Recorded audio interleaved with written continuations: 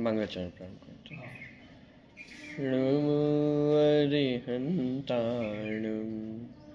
नमो सिद्धाणं नमो आयर्याणं नमो वज्रायाणं नमो लोये सवसावणम्। मंगलम भगवान वीरो मंगलम गौतमो गणी मंगलम कुंद कुंदाद्यो जैन धर्मोस्तु मंगलम सर्वमंगल मांगल्यम सर्वकल्याणकारकम प्रधानम सर्वधर्माणां जैनं जयतु शासनम्। मोक्षमार्गस्य नेतारं भेत्तारं कर्मभूभृतां ज्ञातारं विश्वतत्त्वानां वन्दे तत्गुणलब्धये।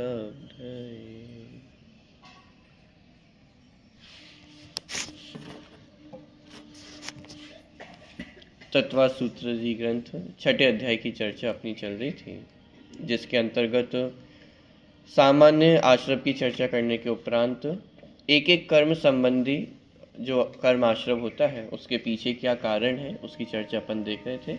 सबसे पहले ज्ञानावरण और दर्शनावरण कर्म के आश्रव के क्या क्या कारण हैं। कहने का तात्पर्य है कि माने इस पूरे संसार में हमें नाना प्रकार के जीव दिखाई देते हैं। कोई मनुष्य है, कोई त्रियंच है, कोई नारकी है। मनुष्यों में भी सबके बाहर की शारीरिक रचना देखी जाए, यद्यपि 2 हाथ 2 पैर होने के बाद माने एक सामान्य रचना एक जैसी होने के बाद भी सबके चेहरे अलग दिखाई देते हैं, सबकी अक्ल अलग दिखाई देती है। माने ये अंतर क्यों आता है, ये अंतर के कारण यहाँ पे गिनाए जा रहे हैं। तो ज्ञानावरण और दर्शनावरण ये हमारे ज्ञान से संबंधित चीज़ें हैं। तो सबके ज्ञान अलग अलग क्यों पाया जाता है। किसी को बहुत देर तक याद रह जाती हैं चीज़ें और कोई तुरंत पढ़ करके भूल जाता है। कोई पढ़ना तो चाहता है लेकिन याद नहीं होता है। पढ़ने बैठता है तो बीच में कुछ अड़चने आ जाती हैं।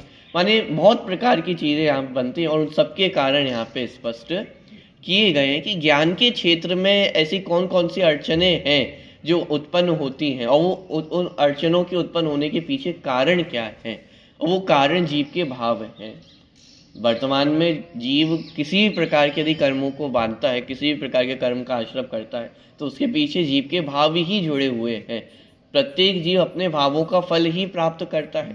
वर्तमान में यदि मेरा ज्ञान कमजोर है तो उसके पीछे भी जीव के पहले के कुछ ना कुछ भाव ऐसे रहे हैं जिनका उदय आज यहाँ पे कर्म का उदय के रूप में आज वो फल दे रहा है। तो वो कारण यहाँ पे स्पष्ट किए गए हैं। तो पिछले सत्र में अपन ने ज्ञानावरण और दर्शनावरण कर्म के आश्रवों के कारण देखे थे। 10वें नंबर का सूत्र था। 6 कारण वहाँ पे स्पष्ट किए थे। प्रदोष, निन्नव, मात्सर्य, अंतराय, आसादन और उपघात। इस प्रकार ये टोटल 6 प्रकार के कारण हैं जिनसे ज्ञानावरण और दर्शनावरण कर्म का आश्रव होता है। ज्ञानावरण दर्शनावरण कर्म का आश्रव होता है तो फिर उनका आगामी काल में उदय भी आएगा और ज्ञानावरण दर्शनावरण कर्म के उदय में जीव के ज्ञान और दर्शन का घात होता है। ठीक, तो प्रदोष माने जो हमें तत्व ज्ञान प्रदान कर रहा हो और उस तत्व ज्ञान को प्रदान करने वाले वक्ता के प्रति ईर्ष्या का भाव होना, जलन का भाव होना, ये प्रदोष कहलाता है। माने चाहते तो उस तत्व ज्ञान की गंगा में हम नहा सकते थे, उस तत्व ज्ञान की वर्षा में हम नहा सकते थे, लेकिन क्या हुआ, जलन के कारण, ईर्ष्या के कारण कि अरे इस व्यक्ति का तो अब प्रभाव बहुत बढ़ जाएगा, समाज में बहुत नाम हो जाएगा। तो माने उस ईर्ष्या के कारण, डाह के कारण, जलन के कारण वह तत्व ज्ञान को ग्रहण नहीं कर पाता है। सीखने को तो बहुत कुछ था, लेकिन वो सीख को छोड़ करके वो ईर्ष्या के कारण वो सीख को ग्रहण ही नहीं कर पाता, ज्ञान को ग्रहण नहीं कर पाता है। तो वह प्रदोष है। अब इसका फल क्या निकलने वाला है आगामी काल में, कि जब स्वयं यदि वर्तमान में हम उस ज्ञान का अनादर कर रहे हैं, जो हमें तत्व ज्ञान दे रहा है उसका अनादर कर रहे हैं, तो आगामी काल में क्या होगा कि कोई हमें सीख देने वाला भी नहीं मिलेगा, कोई हमें गुरु ऐसे नहीं मिलेंगे जो हमें तत्व ज्ञान दे सकें। फिर हमारा ये आगामी काल में चल कर के आरोप हो सकता है कि हम क्या करें, हमें तो कोई सिखाने वाला नहीं मिलता है। कोई सिखाने वाला नहीं मिल रहा है, इसके पीछे भी गलती किसकी, अपराध किसका है? जब सिखाने वाले मिले थे तब उनके प्रति हर्ष का भाव था कि नहीं था? तब उनका बहुमान था या नहीं था? जब सिखाने वाले मिले थे तब तो ईर्ष्या के चक्कर में, डाह के चक्कर में, अथवा और भी कारण हो सकते हैं, मान के कारण हम नहीं सुनने जाते हैं। कोई मैं बड़ा हूँ, कोई छोटा है, मैं कैसे सुन लूँ किसी छोटे की बात? पॉइंट पकड़ में आ रहा है कि तत्व ज्ञान में कोई बड़ा कोई छोटा नहीं है। ये तत्व ज्ञान के क्षेत्र में ईर्ष्या करने का कोई स्थान नहीं है। तो वर्तमान में जब कोई सिखाने वाला मिला और उसके प्रति हमने ईर्ष्या आदि भाव रखे और जिस कारण हमने ज्ञान अर्जन नहीं किया, तो अब आगामी काल में क्या होगा? हो सकता है कदाचित आप ज्ञान अर्जन करना भी चाहते हो, लेकिन कोई सिखाने वाला नहीं मिलेगा, कोई गुरु नहीं मिलेगा। आप देखो आज जितने हमारे गुरु हैं, साधु हैं, वे सब कहाँ पे उपलब्ध है? भारत देश में ही तो है। और इस भारत देश के भी कितने से हिस्से में तो हमें बुला रहे हैं हम गए नहीं, तो हमने 11 महीने कर्म को बंद किए, वो एक अलग विषय है।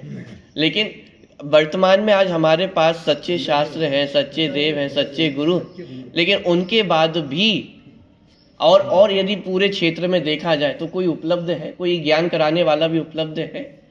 सच्चे शास्त्र और कहीं उपलब्ध है? ये ज्ञान आज हमारे पास उपलब्ध है, और यदि इसका हमने अनादर किया तो आगामी काल में फिर ये कभी भी प्राप्त होने वाला नहीं है।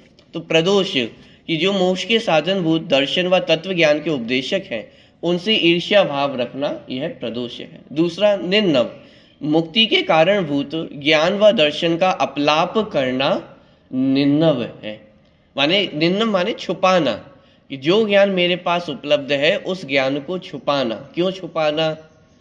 सामने वाला कहीं आगे ना बढ़ जाए, वो ज्ञानी हो जाएगा यदि मैं बता दूंगा तो छोटे छोटे बच्चों में भी बहुत होता है, एग्जाम का प्रेशर बहुत होता है, एक एक मार्क्स की बहुत कीमत होती है।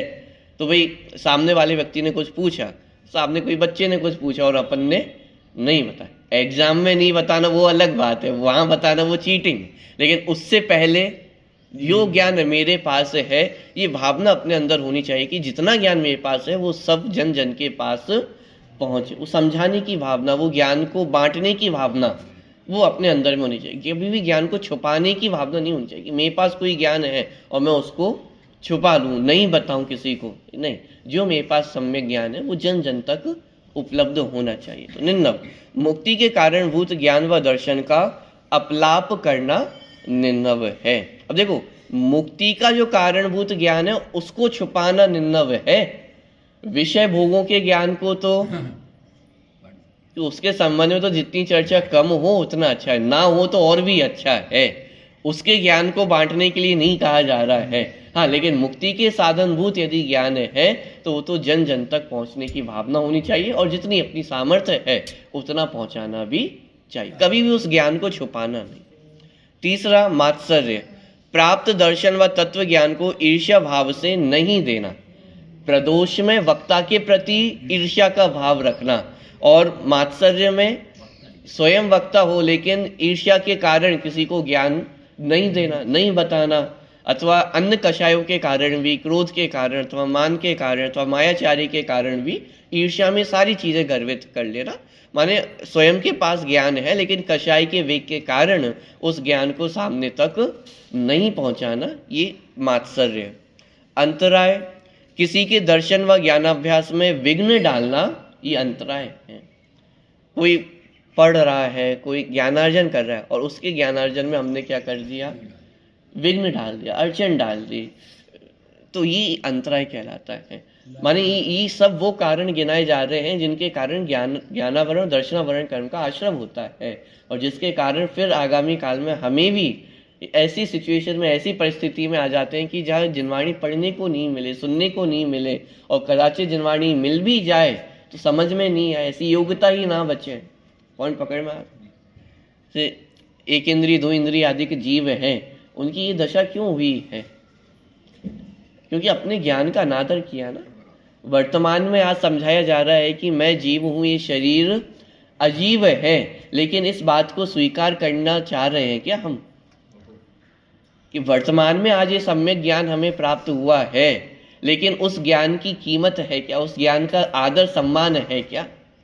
कि उस ज्ञान का आदर नहीं है। वर्तमान में हम ये स्वीकार करने को भी तैयार नहीं है कि मैं जीव हूं, ये शरीर अजीब है। तो प्रकृति में भी एक नियम है कि जैसा आप सोचते हो चाहते हो वैसा हो जाता है। आप अपने आप को जीव नहीं मान रहे हो ना, ये शरीर को ही अपनत्व करके बैठे हुए हो, तो ठीक है, एक दिन आपकी भी ऐसी दशा हो जाएगी कि कोई आपको जीव नहीं मानेगा।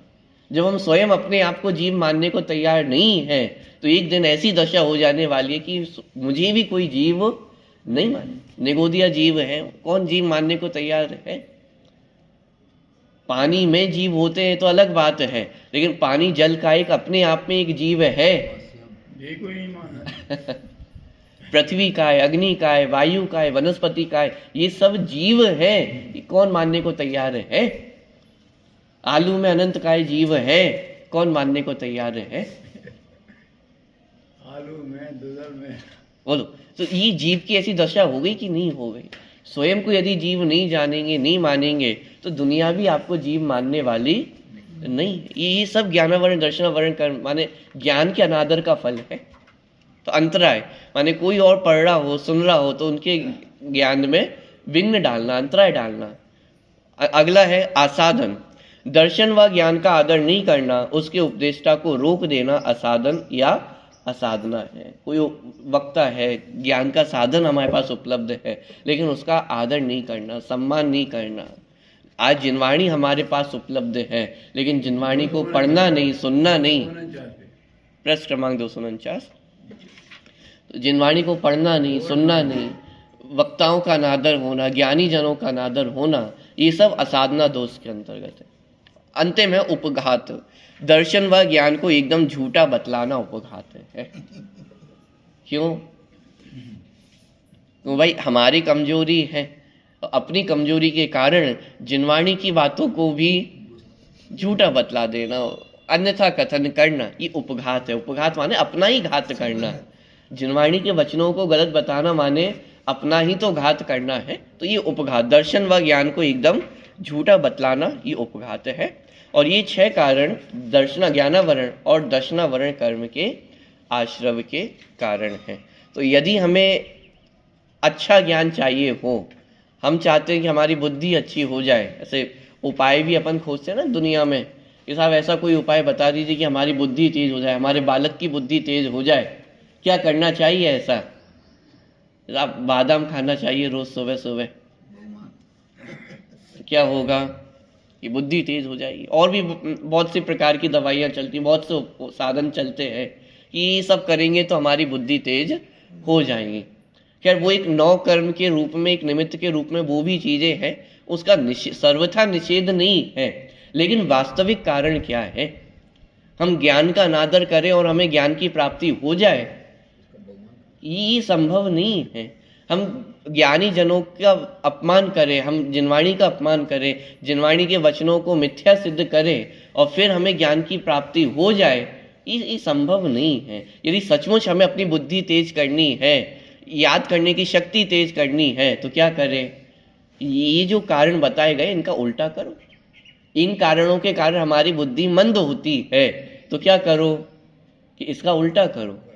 यदि कोई वक्ता हमारे पास है, कोई तत्व ज्ञान देने वाला है, तो तत्व ज्ञान को सुनने में हर्ष होना चाहिए, प्रदोष का भाव ना हो, ईर्ष्या का भाव ना हो, अंदर से हर्ष होना चाहिए कि आज हमें कोई समझाने वाला मिला है, ये तत्व ज्ञान देने वाला है। हमारे पास यदि कोई ज्ञान उपलब्ध है तो उसको छुपाने की भावना ना हो, जन जन तक वो ज्ञान पहुंचे, ये भावना हमारे अंदर होनी चाहिए।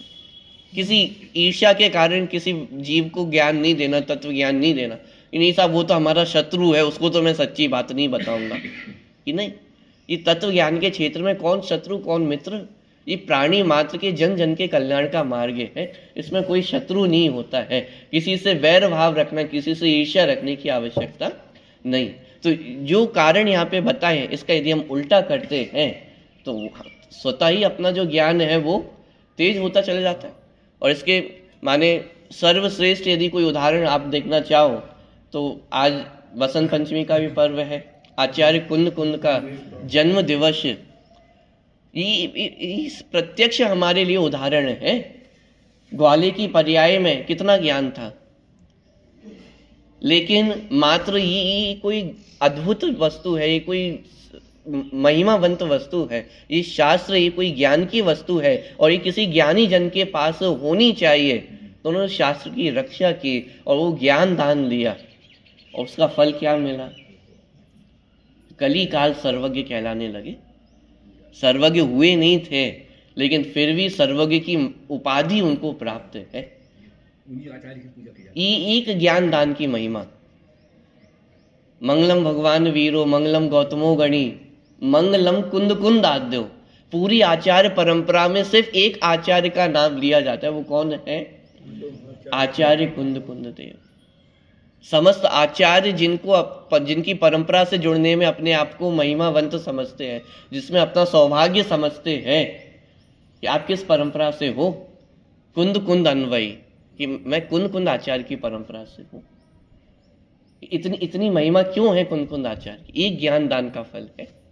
यानी ज्ञान का आदर होगा, सम्मान होगा तो अपना ज्ञान स्वयं ही उग्र होगा, और यदि ज्ञान का आदर नहीं होगा, ज्ञान का सम्मान नहीं होगा तो नीच दशा ही प्राप्त होने वाली है। तो ये सूत्र में कुल मिलाकर के 6 कारण बताए जिनके कारण ज्ञानावरण और दर्शनावरण कर्म का आश्रय होता है। मूल सूत्र में तो इतने ही कारण गिनाए गए हैं, लेकिन जब हम टीका पढ़ने जाते हैं सर्वासिद्धि ग्रंथ में तो इतने ही कारण हैं, लेकिन जब अन्य टीकाओं को हम देखते हैं, मुख्य रूप से अकलंक देव की जो राजवार्तिक टीका है उसमें उन्होंने और भी कारणों को स्पष्ट किया है। जैसे इन कारणों के साथ साथ कुछ और कारण भी उन्होंने स्पष्ट किए, जैसे उत्सूत्र भाषी होना। उत्सूत्र भाषी होना मतलब जैसा जिनवाणी का कथन है उसको बदल करके या अपनी कमजोरी को छुपाने के लिए या अपने हिसाब से जिनवाणी के कथनों को बदल करके प्रस्तुत करना, उसे उत्सूत्र भाषी कहा जाता है। अथवा जैसे जिनवाणी के वचन है वैसे ना कह करके अन्यथा कथन करना, ये उत्सूत्र भाषी के अंतर्गत आता है और ये ज्ञानावरण दर्शनावरण कर्म के आश्रव का कारण है। अच्छा, अन्यथा कथन करना ये तो उत्सूत्र भाषीपना है ही, लेकिन जैसा जिनवाणी का कथन है और वैसा ही कथन करे तो भी क्या ज्ञानावरण कर्म का आश्रव हो सकता है? उसमें पढ़ने में दोष लगता प्रश्न ख्याल में आ रहा है? भाई उत्सूत्र भाषी का एक अर्थ तो अपन ने समझा कि जैसा जिनवाणी का कथन है उसको बदल करके पलट करके अथवा अन्यथा कथन करे तो वो उत्सूत्र भाषी है। लेकिन जैसा जिनवाणी का वचन है वैसा ही कहे वैसा ही बोले तो भी क्या वह ज्ञानावरण दर्शनावरण कर्म के आश्रव का कारण हो सकता है? कि अरे हो सकता है। क्यों? क्योंकि जिनवाणी नयों की भाषा में निबद्ध है। जहां जिस अपेक्षा से कथन किया जा रहा हो वहां दूसरी अपेक्षा से कथन करके अपनी बात को सिद्ध करने का प्रयास करना, ये भी उत्सूत्र भाषीपना है। कोई पूछे कि साहब मंदिर क्यों नहीं जाते हो, स्वाध्याय क्यों नहीं करते हो, पानी छान करके क्यों नहीं पीते हो, रात्रि भोजन का त्याग क्यों नहीं करते हो, और फिर उत्तर आए कि ये सब तो जड़ की क्रिया है, तो एक द्रव्य दूसरे द्रव्य का कुछ भी करता धरता नहीं है, ये उत्सूत्र भाषीपना है। थोड़ी कड़क बात हो सकती है लेकिन समझना होगा, ये स्वच्छंदता है, उत्सूत्र भाषीपना है। जैसे आप रात्रि भोजन का त्याग क्यों नहीं करते हो, आलू का त्याग क्यों नहीं करते हो, जमी कंद का त्याग क्यों नहीं करते हो? साहब जिनवाणी में लिखा तो है, समय सारजी में भी लिखा है, निज आयु 6 से मरण हो, यह बात जिनवर ने कही कि प्रत्येक जीव अपनी आयु 6 से ही तो मरण को प्राप्त होते हैं। तो रात्रि भोजन यदि मैं कर भी रहा हूं और उसमें यदि जीवों का घात हो रहा है तो मैंने क्या किया? ये उत्सूत्र भाषीपना है। पॉइंट पकड़ में आ रहा है? जहां जिस अपेक्षा से कथन किया गया हो वहां उस अपेक्षा को ना लेकर के अन्य अन्य अपेक्षा से कथन करना, ये उत्सूत्र भाषीपना है। ये जिनवाणी का वचन नहीं है, ये उत्सूत्र भाषीपना है।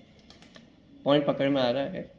तो उत्सूत्र भाषीपना, इस प्रकार के बहुत सारे कारण अकलंक देव ने राजवार्तिक ग्रंथ में बताए हैं। ज्ञान का अनादर करना, वक्ताओं का अनादर करना, तत्व ज्ञान को देने वाले ज्ञानी जनों का अनादर करना, ये ज्ञानावरण दर्शनावरण कर्म के आश्रम के कारण है। एक और कारण बहुत अच्छा दिया कि जिस अनियोग की अपेक्षा चल रही है, जिस अनियोग का कथन चल रहा है, उसमें किसी दूसरे अनियोग की चर्चा करना, ये भी ज्ञानावरण दर्शनावरण कर्म के आश्रम का कारण है। माने जिस अनियोग से कथन किया जा रहा है उसी अनियोग की चर्चा होनी चाहिए। जैसे प्रथमानियोग के संदर्भ में रक्षाबंधन की कथा अपन पढ़ते हैं, तो रक्षाबंधन क्यों मनाया जाता है? वात्सल्य का भाव है। विष्णु कुमार मुनिराज ने 700 मुनिराजों की रक्षा की, इसलिए वो रक्षाबंधन पर्व मनाया जाता है। लेकिन यद्यपि ये बात सत्य है कि बचाने का जो भाव है वह भी राग भाव है, वो भी बंध का कारण है, लेकिन वो पर्व किसका है? रक्षाबंधन पर्व है, वात्सल्य का पर्व है। तो उसमें वो नायक कौन रहेंगे? विष्णु कुमार मुनिराज रहेंगे। लेकिन बात प्रथमानियोग की अपेक्षा वह बात एकदम सही है, प्रथमानियोग की धारा में वह बात सही बैठती है और उस दिन उस बात की चर्चा भी होनी चाहिए। लेकिन उस दिन यदि किसी अन्य बात की मुख्यता से चर्चा की जाए, बचाने का भाव भी बंध का कारण है, राग भाव भी बंध का कारण है, द्रव्यानियों की दृष्टि से बात 100% सही है, कहीं उसमें झूठ नहीं है। लेकिन जहां बात प्रथमानियोग की मुख्यता से चल रही हो, वहां अन्य अनियोग का कथन करना, ये भी ज्ञानावरण दर्शनावरण कर्म के आश्रम का कारण था। जहां बात द्रव्यानियोग की चल रही हो और वहां प्रथमानियोग को बीच में लाना, वहां कर्णानियोग को बीच में लाना। पॉइंट पकड़ में आ रहा है? माने जहां जिस अनियोग की चर्चा चल रही हो, उस अनियोग से उस वस्तु स्वरूप को समझना चाहिए। वहां फिर यदि आप एक अनियोग को दूसरे अनियोग से समझने जाएंगे तो वो समस्या खड़ी होने वाली है। पॉइंट पकड़ में आ रहा है? तो मानिए इस प्रकार के बहुत सारे कारण अकलंक देव ने और एक्स्ट्रा बताए हैं कि जिनके कारण यह जीव ज्ञानावरण दर्शनावरण कर्म का आश्रव करता है। तो माने इन सभी कारणों से हम बचे अपने जीवन में, तो हमारी जो ज्ञान है उसमें निर्बलता आती है। हमें जो समस्या रहती है कि हम पढ़ करके भूल जाते हैं। क्यों? उसमें एक और कारण गिनाया, ज्ञानावरण दर्शनावरण कर्म के आश्रम का अभ्यास नहीं होना। यदि कोई वस्तु हमने पढ़ी, कोई चीज अपन ने पढ़ी है और उसका यदि बारंबार अभ्यास नहीं होगा तो क्या होगा? भूल जाएंगे। तो अभ्यास नहीं होना, ये भी ज्ञानावरण दर्शनावरण कर्म का आवरण माने आश्रम का कारण बताया कि यदि हम कोई गाथा पढ़ते हैं, जिनवाणी पढ़ते हैं, तो पढ़ करके छोड़ नहीं देना। जो पढ़ा है उसका बारंबार चिंतन हो, उसका मनन हो, बार बार अभ्यास हो। ये स्तुति का पाठ करना आदि ये क्यों होता है? बचपन में बच्चों को इतने पाठ आदि याद क्यों कराए जाते, इतनी स्तुतियां याद कराई जाती है, भक्तामर स्तोत्र याद कराया जाता है, क्यों कराया जाता है? बारंबार अभ्यास बना रहे। बारंबार अभ्यास बना रहेगा तो बुद्धि निर्मल होगी, और यदि अभ्यास नहीं होगा तो आज पढ़ा है कल भूल जाएंगे, कल नहीं तो परसों भूल जाओगे। और भूल जाना ये ज्ञान का अनादर है। बड़े भाग्य से आज हमें सम्यक ज्ञान उपलब्ध हुआ है, जिनवाणी उपलब्ध हुई है। ये भूलने योग्य वस्तु नहीं है। आप बहाना दो कि नहीं हमारा तो क्षोभम ज्ञान है, बुद्धि कमजोर है, तो ये किसने मना किया कि बुद्धि कमजोर है? तो इसलिए तो कहा है कि बार बार अभ्यास करो। इसलिए तो ये बार बार कहा है कि बार बार अभ्यास करेंगे तो भूलोगे नहीं, और बार बार अभ्यास नहीं करोगे तो बुद्धि तो कमजोर है ही, भूल जाने वाले हैं। ये क्षोभम ज्ञान की योग्यता ही ऐसी है कि ज्यादा देर याद रहता नहीं है। इसीलिए बाहर की जितना कचरा है उसको भूल जाओ, उसमें कोई समस्या नहीं है। लेकिन ये जो सम्यक ज्ञान है ये भूलने योग्य नहीं। हम करते उल्टा है। दुनियादारी की चीजें हमें बराबर याद रहती है। कोई व्यापारी हो और उसकी दुकान में यदि 100 आइटम है तो बोलो कौन से आइटम की रेट भूल जाता होगा? लगा ना। अच्छा, कभी ऐसा भी होता है रेट बदल जाती है। कोई 10 रुपए की चीज थी वो 12 रुपए की चीज हो गई। अब मान लीजिए 100 आइटम है और 100 में से 50 की रेट बदल गई हो, तो उसे बदली हुई रेट भी याद रहती है या नहीं रहती है? क्यों? अभ्यास है ना। निरंतर मन में भी क्या चलता रहता है? निरंतर लगन है, धधक है उस चीज की। रुचि जोरदार है। तो जो चीज याद रहनी चाहिए वो तो हम भूल जाते हैं, और जितना दुनियादारी का कचरा है वो सब हम अपने मन में याद रख करके बैठते हैं।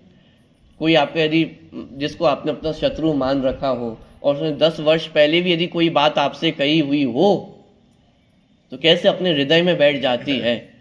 ये मुझे साहब आज भी याद है, यहीं का दिन था, यहीं खड़े हुए थे। समय भी कदाचित बता दे कि ये समय था बिल्कुल बराबर 12:02 का, और उन्होंने ये शब्द हमें कहे थे, आज भी याद है। अरे भाई, जो शब्द तुरंत भूल जाने योग्य थे उनको 10 साल से याद करके बैठे हुए हैं। और जिनवाणी की बात, कल जो गाथा सुनी थी वो सुनाना जरा। वो तो याद नहीं है। ये ज्ञान का नादर है, ये सम्यक ज्ञान का नादर है। ये अभ्यास नहीं है हमें, ये ज्ञानावरण दर्शनावरण कर्म के आश्रम का कारण है। पॉइंट पकड़ में आ रहा है। और इस तरह से बहुत अच्छे अच्छे कारण वहाँ पे अकलंग देव ने अपने राजवार्तिक ग्रंथ में बताया कि ये सब भी आश्रम के कारण बनते हैं। तो मूल तो ये 6 कारण माने जो मूल सूत्र में आए हैं, उमा स्वामी आचार्य ने मूल 6 कारणों को स्पष्ट किया, और इन्हीं से बाकी के कारण भी अकलंग देव ने अपने राजवार्तिक ग्रंथ में दिए हैं। यदि विशेष पढ़ना चाहे तो आप वहाँ से पढ़ सकते हैं, और भी बहुत विशेष कारण वहाँ पे स्पष्ट किए गए हैं। चलिए, तो ये ज्ञानावरण और दर्शनावरण कर्म के आश्रमों की चर्चा हुई। इसके बाद वेदनी कर्म के आश्रम के कारणों की चर्चा यहाँ पे की गई है। 11वें नंबर का सूत्र है। एक सामान्य चर्चा आज अपन देखते हैं, विशेष चर्चा तो अपन फिर कल करेंगे।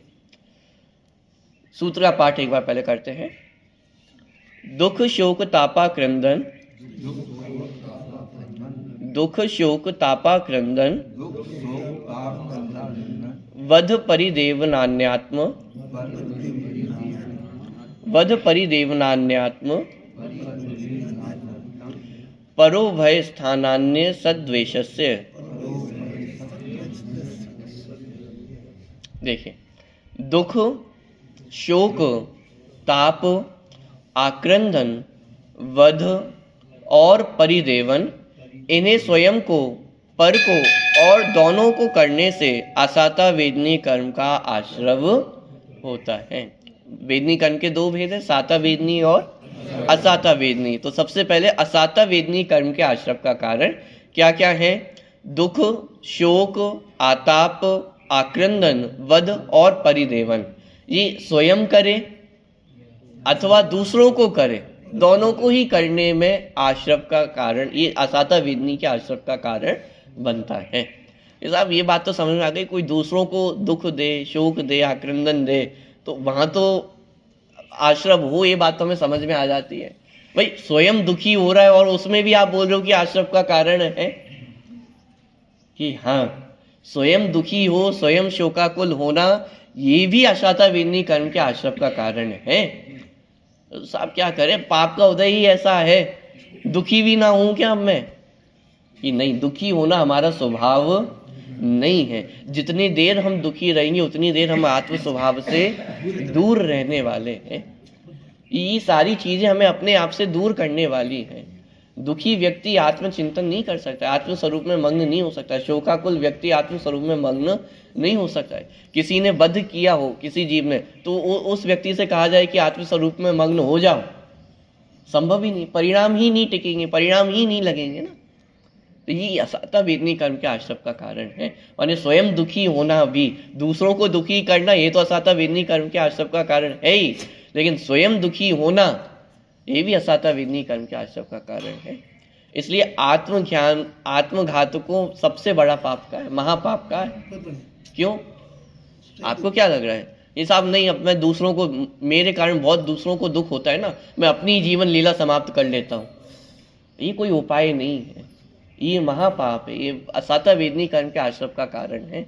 अपने आप को दुखी करना, अपने आप को घात पहुंचाना, ये मनुष्य भाव बहुत पुण्य का उदय से मिला मिला हुआ है, महाभाग्य से मिला हुआ है। उसमें भी जैन कुल मिलना, देव शास्त्र गुरु का समागम मिलना, ये महापुण्य का उदय है। और अपने जीवन की महिमा नहीं करना, ये महापाप है। पॉइंट पकड़ में आ रहा है? देखिए, दुख, शोक, ताप, आक्रंदन, वध और परिदेवन, इन्हें स्वयं को, पर को और दोनों को करने से, या तो स्वयं दुखी हो, स्वयं को शोक दे, स्वयं तापवान हो, स्वयं आक्रंदन करे, स्वयं किसी का वध कर दे, या परिदेवन हो, तो स्वयं को हो अथवा पर को करे, दूसरे को दुखी करे, दूसरे को शोकाकुल करे, दूसरे का वध कर दे, तो दूसरे को करे, या दोनों को करने से असाता वेदनी कर्म का आश्रव होता है। ये असाता वेदनी कर्म के आश्रव के कारण, और 12वें सूत्र में साता वेदनी कर्म के आश्रव के कारण स्पष्ट किए, उनको भी एक बार अपन पढ़ लेते हैं। सूत्र यहाँ पे सूत्र पढ़ते हैं, 12वें नंबर का सूत्र है, भूत वृत्ति अनुकंपा, भूत वृत्ति अनुकंपा, दान सराग संयमादि योगः, दान सराग संयमादि योगः, क्षांति शौचमिति सद्वेदस्य, क्षांति शौचमिति सद्वेदस्य। देखिए, प्राणियों पर दया करना और व्रतियों को दान देना, राग सहित संयम पालना, एक देश संयम पालना, क्षमा भाव और शौच अर्थात निर्लोभ भाव रखना, इन सब से साता वेदनीय कर्म का आश्रव होता है। साता वेदनी माने जिसको हम सामान्य भाषा में पुण्य कहते हैं, असाता वेदनी माने जिसे हम सामान्य भाषा में पाप कहते हैं, और साता वेदनी माने पुण्य। तो ऊपर पाप के आश्रव के कारण बताए गए थे, जिनके कारण जीव स्वयं दुखी होता है, और यहाँ साता वेदनी जिनके उदय में जीव को अनुकूल सामग्रियां उपलब्ध होती हैं, वे साता वेदनी कर्म। तो साता वेदनी कर्म के आश्रव के कारण क्या क्या है? प्राणियों पर दया करना, अनुकंपा का भाव होना, दया का भाव होना, जीव दया का भाव होना, जीव रक्षा का भाव होना। तो प्राणियों पर दया करना और व्रतियों को दान देना, ये सब साता वेदनी कर्म के आश्रव के कारण है। राग सहित संयम पालना, सराग संयम की जो अवस्था है, तो राग सहित संयम का पालन होना, वह भी साता वेदनी कर्म का आश्रव का कारण है। मुख्य रूप से जो 5वें गुणस्थान में जीव होते हैं, तो वहाँ पे सराग संयम की जो दशा रहती है, तो उस दशा में साता वेदनी कर्म का आश्रव होता है। एक देश संयम पालना, एक देश संयम पालना माने जो अणुव्रत हैं उनका पालन होना। क्षमा भाव और शौच, क्षमा भाव होना माने किसी के प्रति क्रोध का भाव नहीं होना, वैर का भाव नहीं होना, जीवों के प्रति क्षमा भाव होना। तो ये क्षमा भाव दूसरों के प्रति भी होना और अपने प्रति भी होना, क्योंकि यदि अपने प्रति क्षमा भाव नहीं होगा तो जो ऊपर अपन ने बात देखी थी कि स्वयं दुखी होना, स्वयं शोकाकुल होना, तो ये असाता वेदनी कर्म का उदय, असाता वेदनी कर्म के आश्रव का कारण बनेगा। माने दूसरों को क्षमा करना जितना आवश्यक है, उतना ही स्वयं को क्षमा करना भी आवश्यक है। माने कोई यदि अपराध अपन से हो गया हो, तो अपराध हो गया हो तो उसके दो उपाय है, या तो गुरुजन के पास जाकर के उसका प्रायश्चित ले लेना, पश्चाताप करना, ये एक उपाय है। और दूसरा, इसी टेंशन में रहना कि नहीं मुझसे अपराध हो गया, अपराध हो गया, उस अपराध बोध में ही जीते रहना। तो अपराध बोध में जीते रहना ये कोई उपाय नहीं है। यदि अपराध हुआ हो तो आप गुरु के पास जाए, अपना दोष प्रकट करें और उसका प्रायश्चित लें और आगे बढ़े, ये उपाय है। अपराध बोध में यदि उलझे रहेंगे तो असाता वेदनी कर्म के आश्रव का कारण है, क्योंकि टेंशन बनी रहेगी, आपका उपयोग स्थिर नहीं होगा। गलती हो गई तो ऐसे प्रायश्चित करना, दोबारा ना हो। हाँ, ये क्षमा भाव दूसरों के प्रति भी, दूसरों के प्रति तो क्षमा भाव होना ही चाहिए, और स्वयं को भी क्षमा करें। ठीक है, तो क्षमा भाव और शौच, निर्लोभपना, तो ये सब भाव, इनसे साता वेदनी कर्म का आश्रव होता है। अच्छा, जिस समय हम यदि ये भाव नहीं कर रहे तो उस समय क्या होता होगा? देखिए, कर्मों का आश्रव तो 24 घंटे ही चल रहा है। माने एक आयु कर्म को 8 कर्मों में से एक आयु कर्म को छोड़ दिया जाए तो बाकी के शेष कर्मों का आश्रव तो 24 घंटे ही चलता है। प्रति समय चलता है। ज्ञान तो माने ज्ञानावरण दर्शनावरण आदि कर्मों का आश्रव भी ये 24 घंटे ही चल रहा है। हम ये सोचें कि मैं तो इनमें से कोई भी चीज़ नहीं करता हूँ, ना प्रदोष करता हूँ, ना निर्णव करता हूँ, ना मात्सर करता हूँ, ना अंतराय डालता हूँ, तो मुझे ज्ञानावरण दर्शनावरण कर्म का आश्रव होता होगा क्या? तो भी 24 घंटे हमें ज्ञानावरण दर्शनावरण कर्म का आश्रव चलता ही है। ये तो वो कारण स्पष्ट किए हैं कि जिनके होने पर, जिन भावों के होने पर कर्म का आश्रव विशिष्ट रूप से होता है। कर्म का आश्रव विशिष्ट रूप से होने का मतलब क्या है कि तीव्र अनुभाग शक्ति को लेकर के उन कर्मों का आश्रव होता है। जैसे ज्ञानावरण दर्शनावरण कर्म का आश्रव तो 24 घंटे ही चल रहा है। साता वेदनी और साता वेदनी कर्म का आश्रव भी निरंतर चल ही रहा है। सातों ही कर्मों का आश्रव निरंतर चल रहा है। लेकिन अंतर क्या है कि जब ये जीव ये इस प्रकार के भाव करता है तब तत् संबंधी कर्म का अनुभाग विशेष रूप से आश्रव को प्राप्त होता है। माने एक सामान्य ज्ञानावरण कर्म का आश्रव तो निरंतर चल रहा है, लेकिन यदि कोई जीव प्रदोष करे तो, ज्ञान का नादर करे तो उस समय जो ज्ञानावरण कर्म का आश्रव होगा वो विशिष्ट अनुभाग शक्ति को लेकर के होगा। अनुभाग शक्ति माने फल देने की सामर्थ्य, वो फल देने की सामर्थ्य बहुत अधिक होगी यदि ये परिणाम होते हैं तो। जैसे असाता वेदनी कर्म का आश्रव तो चल ही रहा है, लेकिन उसमें यदि दुख करे, शोक करे तो उस समय जो असाता वेदनी कर्म का आश्रव होगा वो विशिष्ट बलवान होगा। दूसरों को दुखी करे तो विशिष्ट बलवान आश्रव असाता वेदनी कर्म का आश्रव होगा। उसका उल्टा यदि जीव दया का भाव है, रक्षा का भाव है, व्रतियों को दान देने का भाव है, अंतर में क्षमा भाव है, शौच भाव है, तो उस समय जो साता वेदनी कर्म का आश्रव होगा वो विशिष्ट अनुभाग शक्ति को लेकर के होता है। तो ये जो पूरी चर्चा चल रही है उस विशिष्ट अनुभाग शक्ति को लेकर के चल रही है कि किस समय जीव विशिष्ट अनुभाग शक्ति को लेकर के कर्मों का आश्रव करता है। सामान्य जब तक संसार दशा में है तो सातों ही कर्मों का आश्रव निरंतर ही चल रहा है। एक भी समय के लिए वो कर्मों का आश्रव रुकता नहीं। मात्र आयु कर्म को छोड़ करके बाकी सभी कर्मों का आश्रव निरंतर ही चलता है। लेकिन हाँ, अपन सावधानी इतनी रख सकते हैं कि विशिष्ट बलवान वो अनुभाग शक्ति को लेकर के कर्मों का आश्रव ना हो, तो उसके लिए ये सावधानियां रखना आवश्यक है। अभी अपन ने साता वेदनी और असाता वेदनी जो कर्म के आश्रव के कारण है उनका एक सामान्य स्वरूप अपन ने देखा है। विशेष चर्चा अपन कल करेंगे।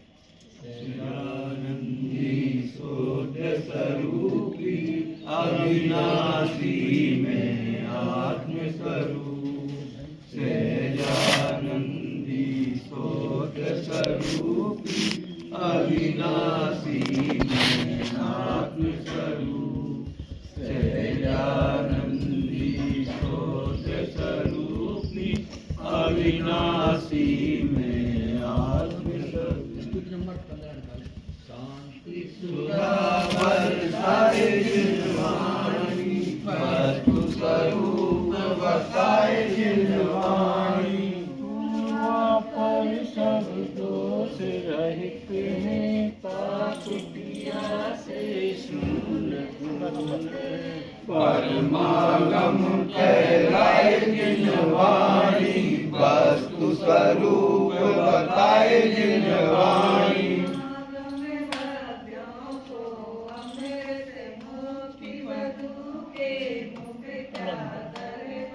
भव सागर से तारे जिनवाणी वस्तु स्वरूप बताए जिनवाणी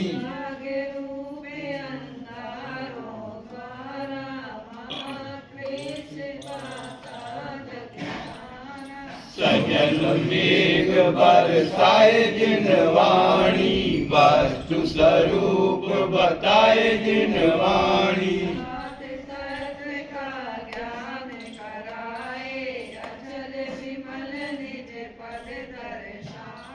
सुख सागर लहराए जिनवाणी वस्तु स्वरूप बताए जिनवाणी के ज्ञान से सूर्य